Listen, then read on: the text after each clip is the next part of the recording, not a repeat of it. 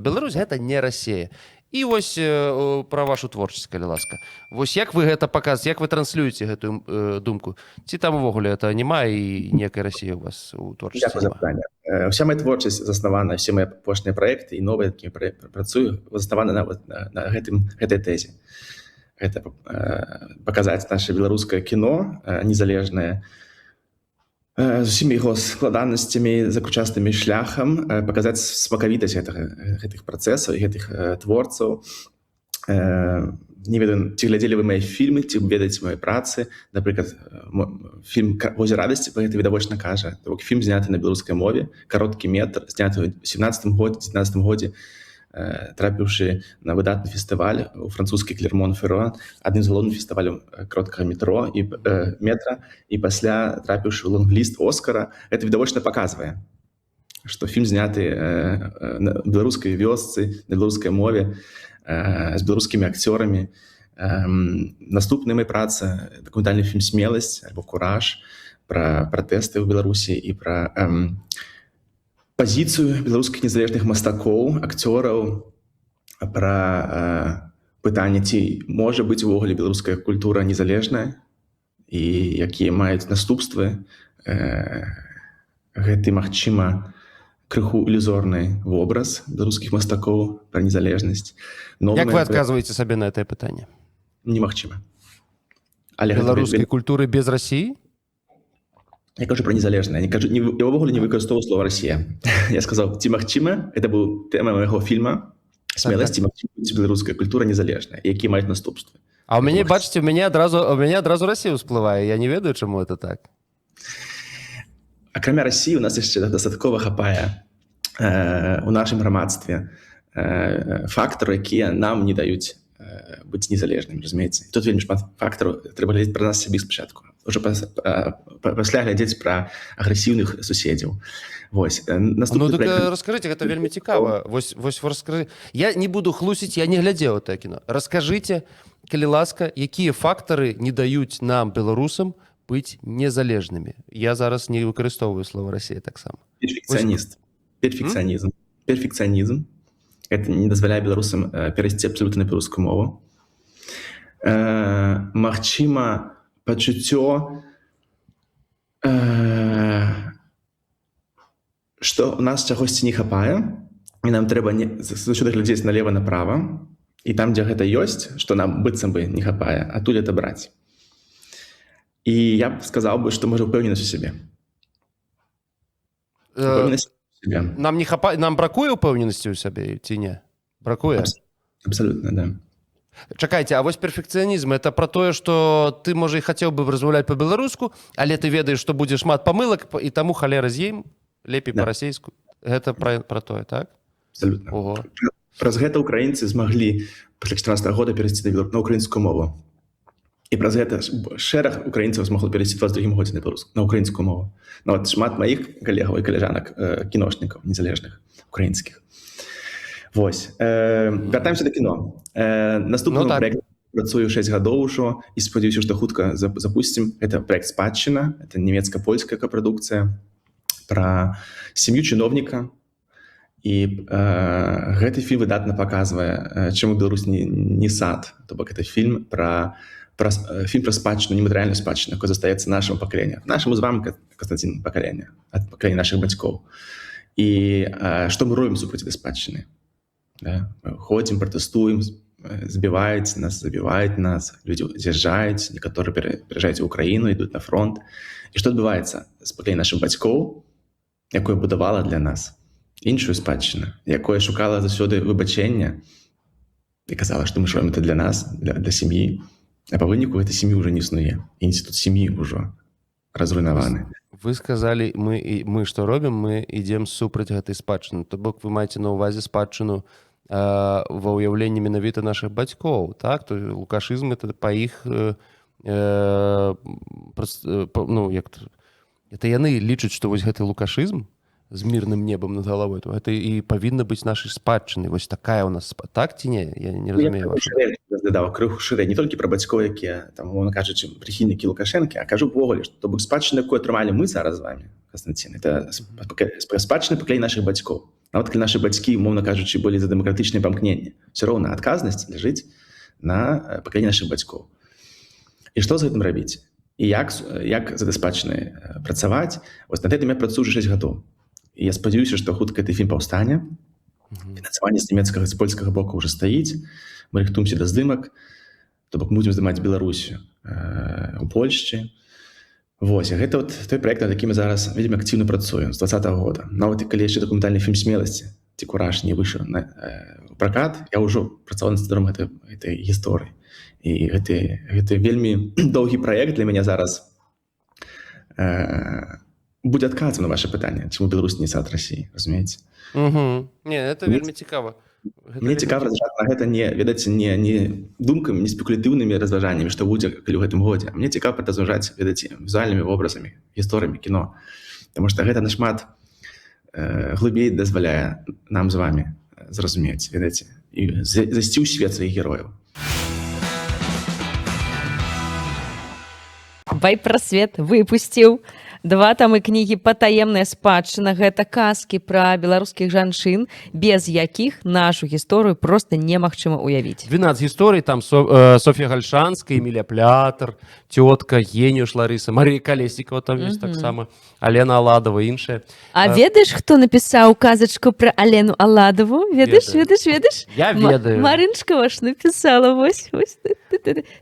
Таму не проста рэкламная інтэграцыя, амаль сямейная рэкамендацыя вам. Это гісторыя пра тое, як перадаваць дзецям беларускую мову, гісторыю. Не праз нудны падручнік, а праз казку, праз прыгожыя ілюстрацыі. Я таксама пагартаў тут. Моцныя гераіні. Гэта ж таксама вельмі істотна.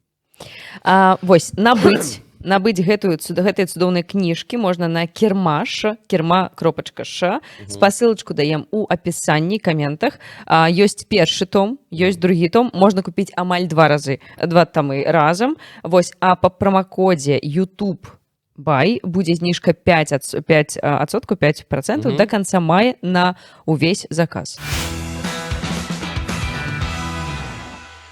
Ну, вы сказали, просто я где-то прочитал, что пасля ад'езду настаў час мастацкага кіно. Вось такая была у вас. А што вы мелі на ўвазе? Ведаеце, калі ты дакументаліст, ты здымаеш дакументальнае кіно, ты мусіш знаходзіцца ў краіне, дзе знаходзяцца твае тэмы, дзе знаходзяцца твае героі. І калі ты не знаходзіш у этой краіне, ты губляеш сувязь. Ці ты пачынаеш здымаць уже пра герояў, якія не маюць дачынення да Беларусі. Ну, это як журналістыка тое самае. Плюс-мінус. Таму зараз, не толькі зараз, уже 4 гады ці 5 гадоў, як мы з'ехалі з Беларусі все, мы не можам будаваць, то бок мы не можам фіксаваць тую рэчаіснасць, мы можам толькі будаваць. А будаваць дапамагае толькі мастацкае кіно. Таму што ты будуеш фікцыю. Ты ствараеш свой свет, які сапраўдны, да? Але толькі ўжо ў фікцыяльным вобразе. Это уже то бок ты не можаш здымаць беларускую вёску. Да? То бок ты не можаш паехаць здымаць Бешенковіч, умоўна кажучы. Ты не можаш здымаць трактарны завод. Ты не можаш здымаць героя, які працуе ў Палескім нацыянальным парку. Да? Ты мусіш гэта будаваць у іншай рэчаіснасці. Таму я пра гэта казаў, што зараз час мастацкага кіно. А ваша вось гэта апошняя работа, пра якую вы казалі, пра чыноўніка, гэта мастацкае кіно? Так. Это мастацкае кіно. Таму так доўга працуем над гэтым праектам. І «Інкубатар» будзе мастацкім фільмам. «Інкубатар» — это гісторыя пра беларускую жанчыну, беларускую маці, у якой муж палітвязень, і каб вызваліць яго, яна становіцца сурагатнай мацер'ю для нямецкай пары ва ўкраіне. Скажите мне, калі ласка, вось, а может быть, это вельмі цікава, кожнаму творцу хочацца застацца ў гісторыі, так ці не? І таму яму хочацца застацца ў гісторыі, і таму ён шукае тэмы і там здымае, калі мы говорим пра рэжысуру, на нейкія такія вечныя тэмы, адвечныя тэмы, ведаеце? Ну, там, любоў, смерць і так далей. А у вас фільмы таксама ў асноўным пра гэта? ці ўсё ж такі нельга у такі час, у які мы зараз перажываем, застацца па-за палітыкай? Ведаце, я здымаю на тым, які мне цікавіць. Але глядзіце, сурагатная так, але палітвязень, Украіна. Это мяне Там цікавіць. ёсць Вас цікавіць Украіна і палітвязні, ці вас цікавіць палітыка? Ну што это такое? Константин, ведаце, ситуация такая, что про вечные темы тяжко казать, потому что амаль все уже вечные темы, які вы называете вечными, да, по греческой мифологии и по греческой классичной драме уже все знято. Еще в часы Чарлі Чапліна это все знято. Зараз ідзе гутарка про ракурс. Про знайсці такі твой ракурс, які тебе асабіста, як мастака, з твоєї країни, з твого громадства, тебе більш цікавить. І мене цікавить зараз, і давно не цікавить зараз, наприклад, лёс мого покоління, нашого з вами покоління, як білорус, які знаходяться, ці у міграції, ці у вельми екстремальних умовах. Мені завжди було цікаво зняти фільм про сім'ю чиновника, що відбувається у гэтай сям'і, як яна руйнуецца, ці як яна будуецца. Ці, напрыклад, у выпадку інкубатора мне было цікава зняць пра жанчыну, якая змагаецца за свайго мужа палітвязня. Але змагаецца не ў трывіальным форме, якую мы 100 разоў усе ведаем выдатна, а штосьці новае, штосьці цікавае, разумееце? І гэта не пра палітыку. Гэта, ведаеце, зразумела, што калі ты здымаеш зараз у выгнанні, фільм пра Беларусь, это відавочна будзе нешта палітычнае, відавочна. Потому што гэта не можа змінуць. І я буду нават здзіўлены, калі нейкі беларускі рэжысёр ці рэжысёрка будзе выходзіць гэтыя тэмы. Таму што я не буду адчуваць нейкую шчырасць тады ад гэтага мастака. То, што зараз я здымаю, гэта тое, што мне баліць. Я разумею. А вы паказваеце свет вачыма нашага пакалення, ці вы стараецеся аналізаваць нашае пакаленне, гледзячы на яго? Ну, разумеете, так? И то, ведаете, и то. И я думаю, что магчимость рассказывать про наше поколение, потому что мы живем и проходим вельми цікавый досвід. Мы загадзя пачалі праходзіць досвід, як праходзіць зараз тое ж самае пакаленне, умоўна кажучы, іранцаў, якія зараз у выгнанні. Ці якія раней праходзілі з нас сірыйцы і так далей. Ці, напрыклад, на будучым магчыма будуць праходзіць, ну, там людзі шмат такіх краін, так. І знайсці той баланс, калі ты расказваеш сваю гісторыю, сваю асабістую беларускую гісторыю, але якая цікава усяму свету, зрабіць нішавай, глобальную тэму.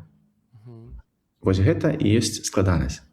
І на гэта тут трэба вельмі шмат працы, часу, добрай падрыхтоўкі і разумнай каманды, каб гэта гісторыя у складанейшым умовах выгнання, канкурэнцыі, дзе мы знаходзімся ў краінах, дзе велізарная так канкурэнцыя паміж сваімі мастакамі, рэжысёрамі, рэжысёркамі, знайсці дотык да фінансавання, так захвоціць прадзюсераў мясцовых, каб яны 5, 6, 7 гадоў свайго жыцця з табою паклалі на гэты праект пра беларускую жанчыну, якая змагаецца за вызваленне свайго мужа. Вось гэта цікава. Вось бачыце, у Джафара Панахі атрымалася, напрыклад. Ён на апошнім фестывалі, на прадапошнім канскім. Атрымалася яшчэ ў 90-х, Константин. Не, гэта я, слухайте, гэта я ведаю. Я маю на увазе вось ягоную недавнішнюю карціну, з якой, як яна там, я забыў, як яна называлася. І там менавіта гутарка ідзе пра тое, як былыя палізняволеныя іранскія знаходзяць чалавека, які толькі падаецца, што гэта ён быў іх катам, і яны не ведаюць, што з ім рабіць, і там цудоўная канцоўка, на мой погляд. І вось гэтая тэма, такая ўнутрыіранская, яна становіцца галоўнай для ўсяго свету, таму што канскі кінафестываль гэта ўсё ж такі не фестываль у Рагачове, прабачце, з усёй павагай. Таксама зараз колькі-то там дзесяткаў хвілін стоячы хлопалі, пляскалі ў далоні гледачы на канскім фестывалі фільму «Звягінцева Мінатавр». Так? Ці бачылі вы, дарэчы, эту карціну? Не. Ну, таксама тэма, так? Вайна, і не вайна, як сама вайна расійская, а жыццё расіян у сваёй краіне падчас вайны, так? І вось у іх ну, то бок, тое, пра што вы кажаце, мне падаецца, што ў іх атрымалася знайсці, так? Яны ўзялі сваё нешта ўнутранае, але знайшлі і падалі матэрыял так, каб увесь свет захапіўся іх творчасцю. То бок, я так разумею, гэта і ваша такая сверхзадача, як то кажаце. Это задача кожнага маладога рэжысёркі, якія яшчэ на сваім шляху. Мне прыемна, што вы параўноўваеце і пана Звягінцева, мне падаецца, яны майстры. Яны уже ім не трэба ўжо шукаць тэму, разумееце, як прадаць, таму што яны за сваю ўжо кар'еру зрабілі такую колькасць моцнага кіно, што ўжо іх імёны працуюць на іх. Ім уже не трэба шукаць. І для іх адчынены ўсе дзверы. Я кажу пра, умоўна кажучы, мастакоў, якія яшчэ шукаюць свой шлях, шукаюць свой стыль, разумееце, які знялі, можа, 1-2 фільма доўга, разумееце, пра такіх людзей кажу, якія зараз вынуліся ў выгнанне, разумееце. І тут трэба проста адаптавацца на новую рэчаіснасць, на новую кінаіндустрыю. Але прыклад правильно, так. Трэба знайсці так, каб лакальная тэма стала глобальная. А вы кім вы натхняецеся, якімі імёнамі? Я маю на ўвазе майстроў. Кшыштафам Кішлёвскім. Чамусь я так і думаў. Вы нават крыху падобны. Ну, ён жа таксама...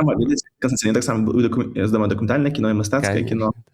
Таму гэта выдатны мастак, які мяне натхняе так. Да, это адзін з маіх найлюбімейшых. А Звягінцеў не? Не ваше кіно? Я таксама вельмі паважаю этого чалавека. Это адзін з нешматлікіх рускіх рэжысёр, якіх я вельмі паважаю.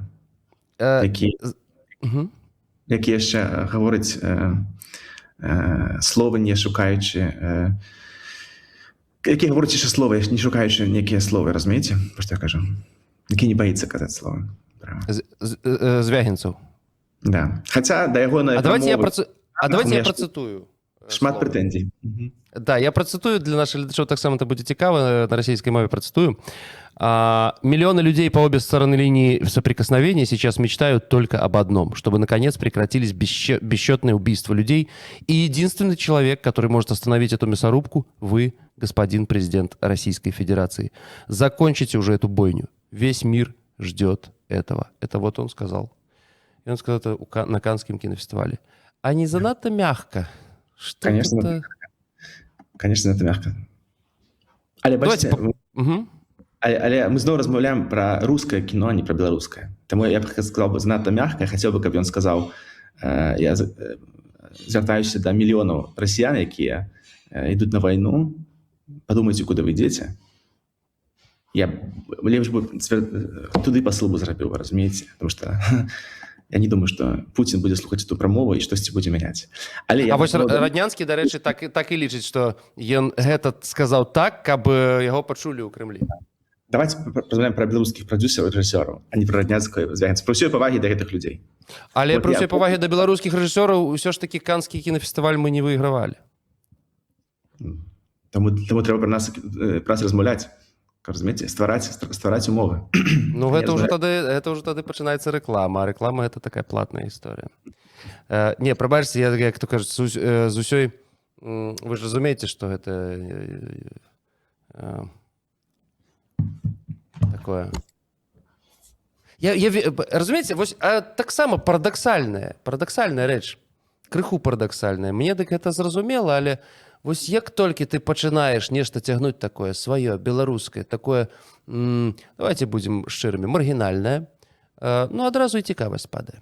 Цікавасць гледачоў падае, а мы павінны неяк гэтыя свае бручкі падцягваць, нешта там, каб быць цікавымі большай частцы гледачоў. І такое замкнентае кола, разумееце, атрымоўваецца ў нас. Таму што, ну, вось ты, вось сваё, вось мы тут, ага, добра, удачы, а мы пойдём Звягінцева глядзець. Я не ведаю. Як з гэтага кола вырвацца? Беларускія праекты атрымоўваюць фінансаванне зараз ад польскага кінафонда. Беларускі праект атрымоўваюць фінансаванне ад Міністэрства культуры Германіі. Пра якую маргінальнасць вы кажаце? Я кажу пра маргінальнасць, што тычыцца цікавасці да нашага канала, напрыклад. Ну, я бачу гэта па тэмах і гэтак далей. І я не бачу, я бачу, калі у Ютубе абмяркоўваюць нейкае там вялікае расійскае кіно, ну, там мільёны праглядаў. А калі... А дзе ўвогуле якая пляцоўка, каб гэта абмяркоўвалася? У Ютубе, напрыклад. Ну, там, дзе это ўсё? Вось я бачу, у Тэлеграме ёсць такі... свяшчэнны Белавуд, там, да, есть такая сторонка. Але каб нейкі буйны такі праект, медыапраект, які парасказваў там пра беларускае кіно, ну яго папросту не існуе. І вось, а чаму яго не існуе? Таму што як вось эканоміка, да, няма спросу, няма і прапановы. Не, Но может, не пагадзіць? Каб стварыць такое, ведаеце? Это ж не наша праца. Может, это праца журналіста, ваша, ну, ідэя для вас стварыць некую такое штосьці падобнае. Інтарэс? Не. Моя праца адпавядаць інтарэсам, а не ствараць інтарэсы. Гэта ўсё ж такі розныя... А ствараць інтарэсы, падаецца, гэта якраз праца мастака. Не Конечно, стварыць каналы, а не пра інтарэс. Добра, давайте пра кіно размаўляем, а не пра журналісцкія праекты. А, калі ласка, у мяне, я не ведаю нават, што у вас запытаць, таму што, ну, вот менавіта пра кіно. Што б вы хацелі, можа быць, там парэкламаваць яшчэ, ці адправіць там, звярнуць увагу на нешта, калі ласкаву. Калі вам, ну, вось, напрыклад, запрасіць гледачоў. Дарэчы, дзе можна паглядзець ваше кіно? Вось зараз мы з вами так паразмаўлялі, людзі такія, ага, Палуян, а дзе паглядзець? Ну, ёсць выдатная платформа, онлайн-платформа «Водбліск», якую стварылі беларусы. Там ёсць беларускае кіно онлайн. Выдатна можна зайсці паглядзець не толькі фільмы Палуяна, а паглядзець іншыя фільмы беларускіх мастакоў. Гэта не так шмат каштуе, і гэта плюс таксама карысна, таму што вы падтрымліваеце сваіх і людзей, які стварылі свой онлайн-платформу, онлайн-кінотеатр. Таксама, на жаль, фільм дакументальны «Смеласць, кураж», яго няма онлайн, таму што праз меры бяспекі это небяспечна. Вось. Але выдатна можете схадзіць паглядзець цудоўны фільм Мары Тамковіч «Пад шэрым небам» на платформе HBO. Выдатна магчымасць паразмаўляць пра поспехі беларускага кіно і іншыя праекты. Той ж самы праект Андрэя Кашперскага і гэтак далей. То бок, у нас ёсць пра што размаўляць. Было б жаданне. А я заклікаю. Так як, вось, калі ласка, Марыя Танковіч, Кашперскі, яшчэ якія прозвішчы можна назваць? Куціла? Стаіце ў гэтым? Віктор Дашук. Вы так... Віктор Дашук, калі ласка. Алексей, я попрошу вас мяне зразумець, і не толькі мяне. Я насамрэч нічога пра дакументалістыку пра дакументальнае беларускае кіно не ведаю. І гэта так, гэта, ну, моя, не ведаю, памылка, там, недапрацоўка і так далей.